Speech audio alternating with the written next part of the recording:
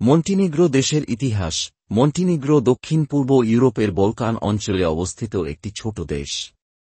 এর উত্তরে বসনিয়া ও হার্জেগোভিনা, পূর্বে সার্বিয়া।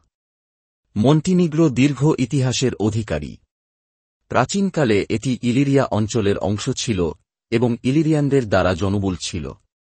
রোমান সাম্রাজ্যের সময় এটি ইলিরিকান প্রদেশের অন্তর্ভুক্ত ছিল। 7ম শতাব্দীতে স্লাভদের আগমনের পর এটি ডুকলজা এবং পরে জেটা নামে পরিচিত ছিল। 15শ শতাব্দীতে অটোমান সাম্রাজ্যের অধীনে আসে, তবে মন্টিনিগ্রো স্বায়ত্তশাসনের একটি অনন্য রূপ গড়ে তোলে যা মন্টিনিগ্রিন গোষ্ঠীর স্বাধীনতার অনুমতি দেয়।